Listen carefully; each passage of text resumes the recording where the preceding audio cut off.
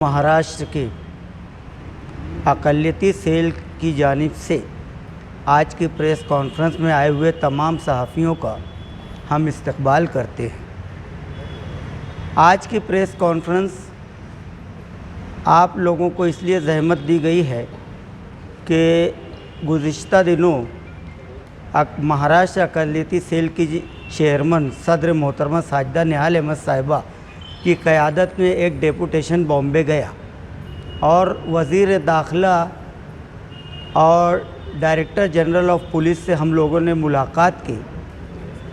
उसकी तमाम तफसील आप लोगों के गोश गुज़ार हो चुकी है और अखबारात में आपने उसको शाये भी किया, लेकिन उसमें जो मुद्दे की बात हम लोगों के सामने पेश आई तो वहाँ पर इस बात को हम लोगों ने बावर कराया कि मालेगांव शहर में जो कार्रवाई हो रही है बंद के हादसे के बाद, उससे शहर मुतमईन नहीं है और इसी इत्मीनान के लिए कि शहर मुतमईन हो, कानून पर शहर का विश्वास कायम रहे, हम आप लोगों के पास आए हैं।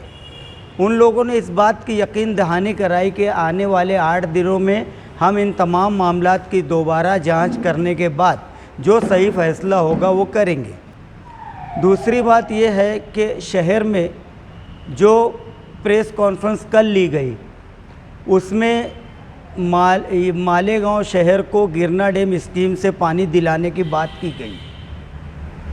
ये स्कीम 1997 में साजिदा निहाल अहमद साहिबा जिस वक्त प्रेसिडेंट थी और निहाल अहमद साहब एमएलए थे, उनकी कोशिशों से मालेगांव शहर में आई और सेंट्रल गवर्नमेंट में उस वक्त देवे गौड़ा साहब जो है वज़ीर आज़म थे, मधु दंडवते साहब मिनिस्टर थे, यहाँ पर प्लानिंग कमीशन के नायब सदर थे और महाराष्ट्र में मनोहर जोशी जो है वज़ीर आला थे। इन तमाम लोगों से मेल मिलाप करके फ़ंड इकट्ठा करके गिरना डैम स्कीम लाई गई और ये स्कीम का मकसद ये था कि मालेगांव शहर को गिरना डैम से अज़ाफ़ी पानी मिले। जो पानी मिलता है वो पानी तो मिलता रहे, लेकिन उसके अलावा गिरना डैम स्कीम से अज़ाफ़ी पानी मालेगांव शहर को मिले। लेकिन मालेगांव शहरियान के साथ चालाकी से नाइंसाफ़ी करने की कोशिश की जा रही है और गिरना डैम स्कीम का सहारा लेकर जो तलवाड़ा धरन है उसका पानी बांटने की कोशिश की जा रही है। हमको इस बात पर खुला एतराज़ शुरू से है और आज भी है कि भाई तलवाड़ा डैम का जो पानी मालेगांव शहरियान को दिया जाता है वो एज़ यूजुअल हमेशा की तरह दिया जाए, उसमें कटौती ना की जाए, क्योंकि मालेगांव शहर की आबादी भी अब बढ़ रही है, उसकी ज़रूरियात भी बढ़ रही है। अगर उससे कटौती की जाती है तो मालेगांव शहरियान को मनमाड़ से ज़्यादा पानी की तकलीफ़ का सामना करना पड़ सकता है। ये था कि जो तलवाड़ा चनकापुर से मालेगांव शहर में पानी आ रहा है वो शहर की आबादी बढ़ने के बाद वो नाकाफ़ी होगा।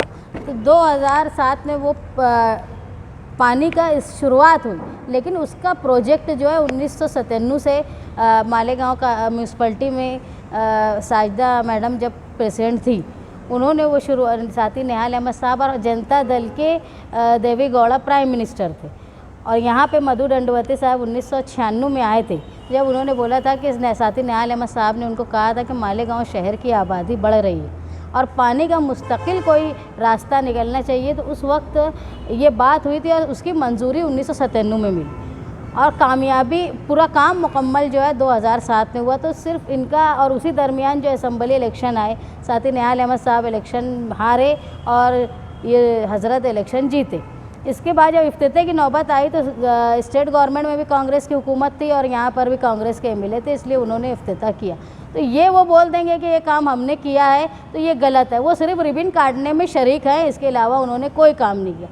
कल जब उन्होंने प्रेस कॉन्फ्रेंस में एक बात बोली कि गिरना डैम का पानी जो है बहुत शफ़ाफ़ है, बहुत साफ़ है, पूरा जलगांव पीता है। मालेगांव शहर और इतराफ़ के तमाम, यहाँ तक कि हमने जब पानी परिषद ली तो उसमें एडवोकेट शिशिर हीरे साहब भी थे, उन्होंने भी ये बोला कि ये पीने के लायक पानी बहुत पीने के लायक है, ऐसा नहीं है, यानी बहुत शफ़ाफ़ है, बहुत अच्छा सेहत बख्श है, ऐसा नहीं।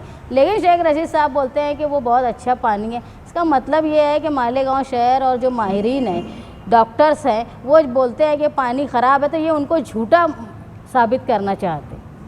और मैं ये कौन सी काबिलियत पे शेख रशीद साहब बोल सकते हैं कि पानी वो अच्छा है? अच्छा, हम उनसे ये मांग करते हैं और मालेगांव कारपोरेशन से कि जो पानी फ़िल्टर होता है इस आईने में, वहाँ हमें रिपोर्ट से बताओ कि वो पानी में क्लोरीन की तादाद क्या है, उसका तनासुब क्या है, और वो पानी पीने के कितने % पीने के लायक है।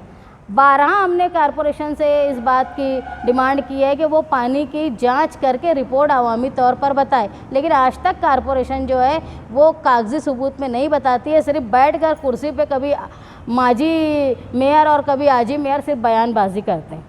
एहतजाज करने वालों में एहतजाज हमारा ये था कि पुरअमन था, और पुरअमन एहतजाज आखिरी तक हुआ, लेकिन बीच में कुछ समझ लो कि जिन्होंने चाहते ही थे कि ऐसे वाक़यात हो, या उस वक्त ऐसे जज्बात आ गए कि वाक़या ख़िलाफ़ में हो गया, आवाम को मतलब अमन के ख़िलाफ़ मामला चला गया। लेकिन कहीं भी किसी ऑर्गेनाइज़र, किसी तंजीम या सपोर्ट करने वालों की ये नीयत नहीं थी।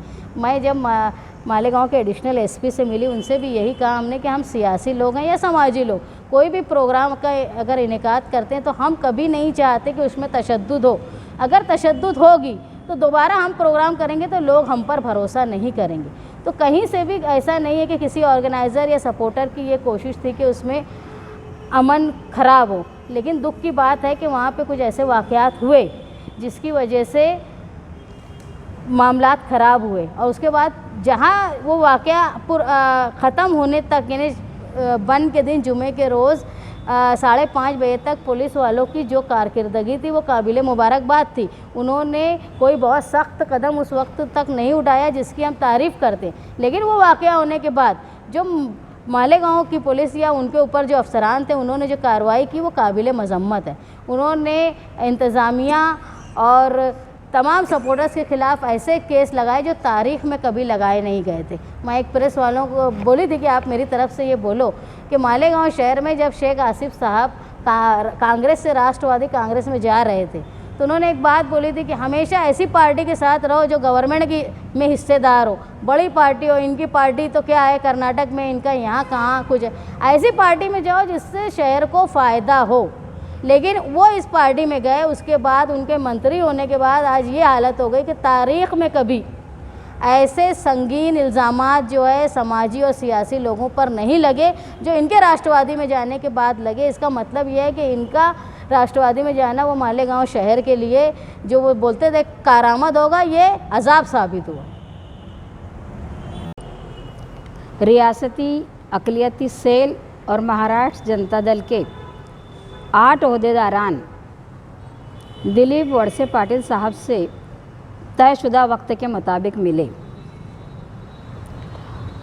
उन्होंने हमारे जाने से कबल डीजीपी संजय पांडे साहब को बुलाकर रखा था और हम लोगों ने जो निवेदन, जो मेमोरेंडम दिया, उसमें जो सवालात खड़े किए थे, जो बातें लिखी थी, उसकी एक एक बात पर मैंने उनके साथ बहस की, पढ़ा, उसको समझाया, हमारी चाहत क्या है, हम क्या चाहते हैं ये बताया।